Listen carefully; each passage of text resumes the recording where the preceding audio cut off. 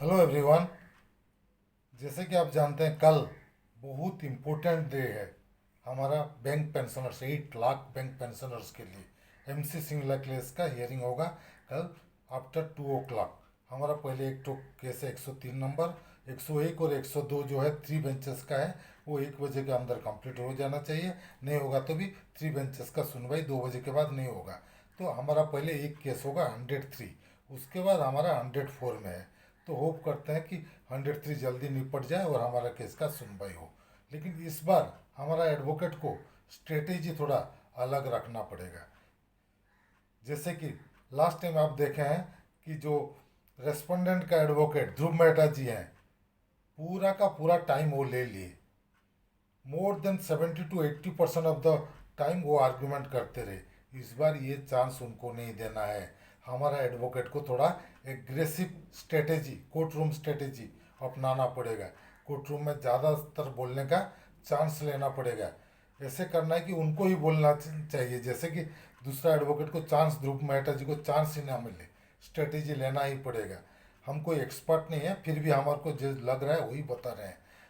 और दूसरा बात है, पहला आर्गुमेंट उनको तो करना है कि 35(1) जो है वो पेंशन ऑब्जेक्शन के लिए, not other than pension objection, क्योंकि वो लोग प्रूव करना चाहते हैं कि वो खाली पार्टिकुलर एक पीरियड के लिए पेंशन ऑब्जेक्शन था।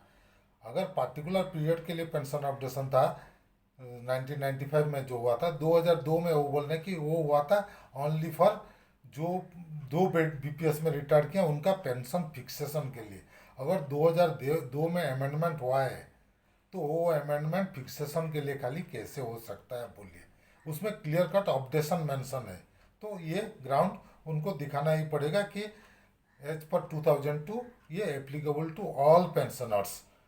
जैसे कि वो लोग पूरा डिनाई कर रहे हैं उनका एफिडेविट में, एफिडेविट के हिसाब से वो बोल रहे हैं ये सबके लिए एप्लीकेबल नहीं है। ओनली दो पार्टिकुलर बैच का ग्रुप था उनके लिए उस टाइम एप्लीकेबल था, बाकी के लिए नहीं है। उसको पहले काउंटर करना है। उसके बाद वो दूसरा ग्राउंड दिखा रहे हैं कि क्या क्या दिक्कत है। बैंक को दिक्कत है फाइनेंशियल, पैसा बहुत खर्चा हो जाएगा, फंड्स का प्रॉब्लम बोल रहे हैं।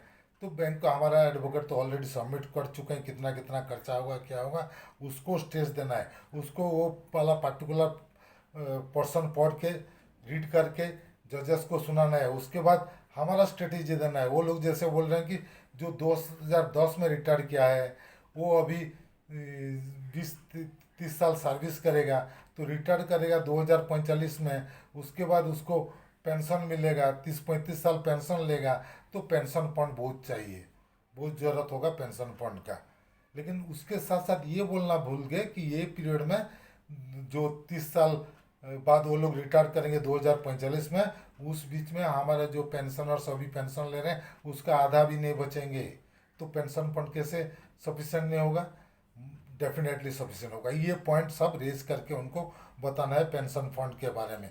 और खर्चा के बारे में वो लोग ये क्यों नहीं बताए हर साल कितना एडिशन हो रहा है, कितना पेंशन खर्च हो रहा है, वो बताना चाहिए। वो चीज़ को प्रेस्टेज देना है। उसके साथ साथ बहुत सारे पेंशनर्स जो मर जा रहे हैं लास्ट में, वो हो सकता है कि जो 2045 में 2010 वाले रिटायर किए तब तक हमारा 5-10% पेंशनर्स बचे हुए हैं। उसके बाद वो आर्गुमेंट कर रहे थे कि एक्स ग्रेशिया दिया जा रहा है 1986 से पहले का रिटायर्ड को। कितना लोग होंगे भाई? अब बताइए, 1986 से पहले रिटायर वाले कितना लोग होंगे? 1000 भी नहीं होंगे गिनती करने में। उसको जता रहे हैं। दूसरा चीज़ जो बोल रहे हैं 100% डी न्यूट्रलाइजेशन 2002 का जो हुआ है उसमें एकदम कैलकुलेशन करके दिया है कि इतना पैसा एक्स्ट्रा खर्चा हो रहा है। अरे आप उनको 20 साल का एरियर नहीं दिए हैं भाई। एरियर देते तो बैंक का कंट्रीब्यूशन और देना पड़ता है। पेंशन अगर जो कैलकुलेशन होता है कम होता है तो पेंशन फंड में बैंक को हर साल देना पड़ता है। लेकिन आप इतने साल नहीं दिए, उनका पैसा आप खा के बैठे हैं। तो ये सरासर गलत है। उसके बाद आर्गुमेंट करना है एक्स ग्रेशिया। एक्स ग्रेशिया वो लोग बोल रहे हैं कि कुछ कंसिडर करके पेंशन ऑब्जेक्शन तो नहीं है, एक्स ग्रेशिया करके दिए हैं तो पेंशन ऑब्जेक्शन तो होना चाहिए। उसके बाद एक्स ग्रेशिया 2 बार रिव्यू होना चाहिए था, क्यों रिव्यू नहीं किए उसके बारे में मेंशन नहीं किए हैं। ईयरली रिव्यू होना था। उसके बाद वो फैमिली पेंशन के बारे में बोले। पहले 15 और 20% था, और अभी सबके लिए 30% कर दिया। इसलिए बैंक का बहुत खर्चा हो गया, बहुत पैसा खर्चा हो गया बैंक का। अरे भाई, आपका रिटायरीज का फैमिली को पैसा देने के लिए आपको दुख लग रहा है? जबकि सेंट्रल गवर्नमेंट का पहले से ही 30% था। तो हम बैंक को 30% आप इतना देर बाद दिए हैं, कितने सालों बाद दिए हैं, याद कीजिए। इतने साल तक आप उनको ऐसे ही बना के रखे हुए थे। तो ये एक आर्गूमेंट करना है कि ये गलत आर्गूमेंट है। उसके बाद मेडिकल एड को क्यों उठाना है उनको, I don't understand. Medical aid बात उठाना ही नहीं है, वो तो पूरी टोटली सेपरेट चीज़ है। वेलफेयर, खंडेलवाल कमेटी के हिसाब से 25% of staff welfare fund pensioners के लिए खर्चा होना चाहिए, खर्चा कर रहे हैं। उसका डिटेल सबमिट किए हैं, और सबमिट नहीं किए, लेकिन बोल रहे हैं पेंशनर्स का मेडिकल एड के बारे में उठा। उसके लिए डीए, डीए के बाद क्यों उठा? डीए का हमारा कोई ऑब्जेक्शन ही नहीं है पेंशनर्स का। वो 37 है, सेक्शन 37 है, 35(1) नहीं है, वो 37 के अंदर है। डीए एवरी 6 मंथ में मिल रहा है, हम तो मना नहीं कर रहे हैं, मिल रहा है डीए। डीए का मर्जर आपको दिखा रहे हैं 12 बीपीएस में, आपको क्या है उसका ऑब्जेक्शन अभी है, लेकिन ये केस में नहीं है। ये केस में हमको पेंशन ऑब्जेक्शन ही पहले चाहिए। उसके बाद हमारे एडवोकेट को क्या करना चाहिए, शुरू से ही उनको प्रूव करने का कोशिश करना है कि हमारा जो पेंशन ऑब्जेक्शन है वो आरबीआई का पैटर्न में है। और वो एक लेटर जो आरबीआई का था गोडबोले जी को, उसमें वो एडमिट किए थे कि बैंक का पेंशन ऑब्जेक्शन आरबीआई का पेंशन ऑब्जेक्शन के आधार पर है। तो वो लेटर को उधर पढ़ के सुनाना है उनको। उसके बाद गवर्नमेंट का एक लेटर था आरबीआई का पेंशन ऑब्जेक्शन के डिमांड में। वो लोग बोले थे कि आरबीआई का अगर पेंशन ऑब्जेक्शन कर देंगे तो पब्लिक सेक्टर बैंक भी डिमांड करेंगे। उसका मतलब वो मानते हैं आरबीआई का पेंशन और हमारा पेंशन सेम है। तो आरबीआई का पेंशन ऑब्जेक्शन अभी 2019 से हो गया है, तो हमारा क्यों नहीं होगा, ये आर्गूमेंट करना है उनको। उसके बाद आईबीए बुलेटिन 1993 में, उसमें भी क्लियर कट लिखा हुआ है कि हमारा जो पेंशन है वो बेस्ड ऑन सेंट्रल गवर्नमेंट और आरबीआई पेंशन स्कीम के ऊपर, वो भी बेस उधर लिखा हुआ है, क्लियर कट लिखा हुआ है। तो ये सब जो प्रूफ है इसको क्लियर कट उनको प्रेजेंट करना है, उधर आर्ग्यू करना है, दिखाना है, बोलने नहीं देना है ओपोनेंट को, खुद ही कैप्चर करके रखना है, लाइन बाय लाइन पढ़ के सुनाना है। जो पेंशनर्स का बेनिफिट में है वही चीज़ बताना है, पेंशन फंड के बारे में डिटेल में बताना है। उसके बाद जो हमारे पास साथ डिस्क्रिपेंसी हुआ है, एरियर मिलना चाहिए नहीं दिए, वो बताना है।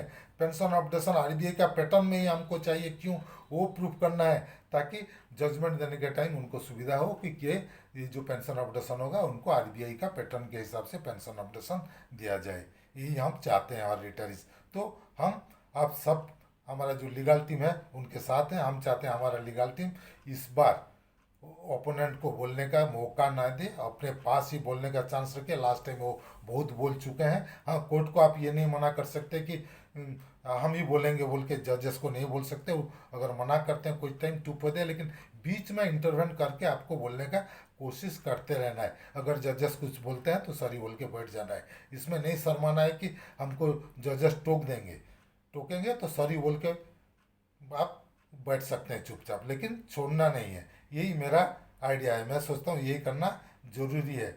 और उनको ये भी बताना है कि ये जो है आरबीआई पैटर्न में होना चाहिए, ह्यूमैनिटेरियन ग्राउंड में भी ये जरूरी है। पेंशनर्स का बहुत सारा पेंशनर्स दुनिया छोड़ के चले जा रहे हैं। Almost 70 to 80% pensioners more than 70 years का है। बहुत सारा पेंशनर्स अभी हर साल थाउजेंड्स ऑफ पेंशनर्स दुनिया छोड़ के जा रहे हैं। इसलिए जल्दी से जल्दी पेंशन अपडेशन होना चाहिए, ये चीज़ आर्गूमेंट करके बताना चाहिए। Anyway, let's hope for the best. कल पूरा हमारा टीम तैयार होके जाएंगे, उधर आर्ग्यू करेंगे और जजेस को कन्विंस करके पेंशन अपडेशन लेके आएंगे, यही हम सोचते हैं।